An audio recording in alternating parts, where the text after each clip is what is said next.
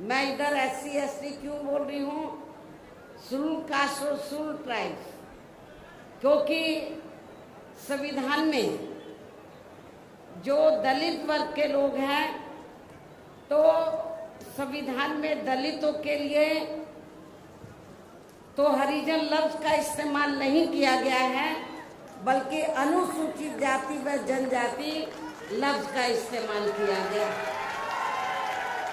मैं चाहूंगी इन लोगों के जो पूर्व स्टेट अध्यक्ष हैं, तो मेरे ख्याल वो भारतीय संविधान को जरूर स्टडी करें, पढ़ें और ये देखें कि अनुसूचित दलितों के लिए क्या लफ्ज इस्तेमाल किया गया है। तो मुझे क्या लगता है, ये बाबा साहब के बारे में इनको जानकारी है, लेकिन ये भी जानकारी लेनी चाहिए कि SC/ST के लिए क्या लफ्ज इस्तेमाल किया गया है। क्योंकि मुझे याद है सन 1977 में जब मैं वकालत की पढ़ाई कर रही थी, LLB फर्स्ट ईयर की स्टूडेंट थी, दिल्ली यूनिवर्सिटी से पढ़ रही थी। 1977 में जनता पार्टी की सरकार बनी और इन्होंने बोर्ड क्या कह के लिया था कि हम स्वर्गीय श्री बाबू जगजीवन राम जी को देश का प्रधानमंत्री बनाएंगे, जिसको कांग्रेस ने नहीं बनाया। कांग्रेस ने भी नहीं बनाया जिनको, और जनता पार्टी ने भी नहीं बनाया 77 में।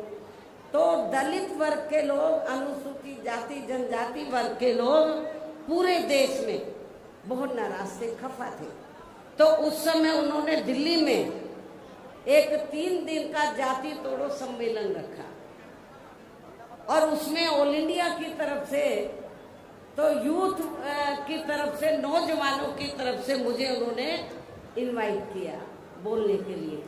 और जब मैं उस सम्मेलन में बोलने के लिए गई, तो वहां पर जितने भी जनता पार्टी के नेता थे, तो वो बार बार हरिजन हरिजन इस्तेमाल कर रहे थे। तो मैंने उनको कहा कि एक तरफ तो आप जाति तोड़ने की बात कर रहे हैं और दूसरी तरफ आप हरिजन कह रहे हैं। यदि हम इसको पॉजिटिव सेंस में ले तो हम तो हरि का मतलब ईश्वर, हम तो ईश्वर की औलाद होगी, तो बाकी लोग क्या शैतान की औलाद है। ये मैंने 1977 में जब मुझे उन्होंने ऑल इंडिया की तरफ से इनवाइट किया, तो ये मैंने वहां पर बोला था। तो उधर ही जो जनता पार्टी के जो नेतागण लोग थे, उन्होंने माफी मांगी और कहा कि, मैंने बोला कि आपको आज सरकार संविधान से चलती है और संविधान के हिसाब से आप लोगों को जो वीकर सेक्शन के लोग हैं, तो उनको अनुसूचित जाति जनजाति और अन्य पिछड़ा वर्ग बोलना चाहिए, तो ये ज्यादा बेहतर होगा। उनको रियलाइज करना पड़ा और ये कहना पड़ा कि बहन जी जो बोल रही है वो सही बोल रही है।